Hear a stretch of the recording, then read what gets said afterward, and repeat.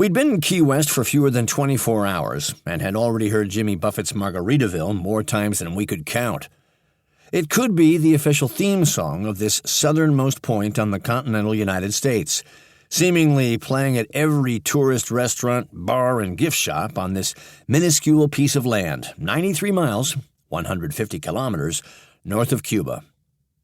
I'd driven nearly 1,000 interstate miles, 1,600 kilometers, with my photographer buddy, Michael Allen Ross, Mar to his friends, or at least to me, from my home in North Carolina to Key West, Florida, for the start of our epic drive.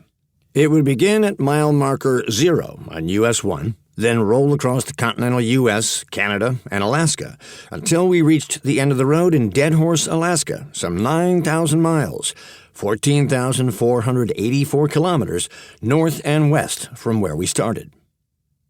Everyone in Key West has a story about Jimmy Buffett, possibly this town's most famous former resident. As we toured the town with my friend Jack Baldwin, he pointed out Buffett landmarks. "That's the house where he lived before his music career took off," he explained as we stopped in front of a 2-story clapboard, a house that had likely been majestic half a century ago. "Now he lives anywhere he wants. He has lots of boats and houses." Jack also pointed out a small, blocky building near the water, formerly an ice house, before Buffett converted it into a recording studio. Famous groups still record in that building because it offers a retro sound and the old tube-type equipment everyone seems to be searching for these days. Buffett will never be a conch.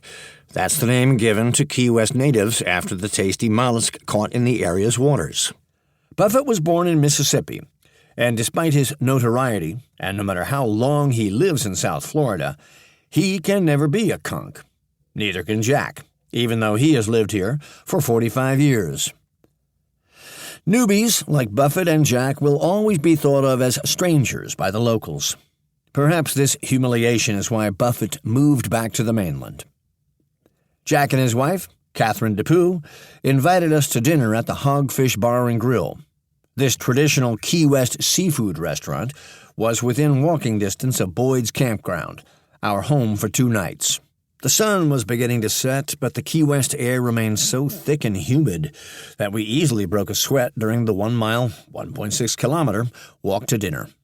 En route to Hogfish, we were exposed to Key West's grittier underbelly. The ramshackle, unkempt homes 1 block off Highway 1 offered a sharp contrast to the expensive waterfront homes we'd seen earlier. As Mara and I approached the restaurant, we noticed that our hosts had already arrived in Jack's beautiful metallic green 1963 Studebaker Avanti.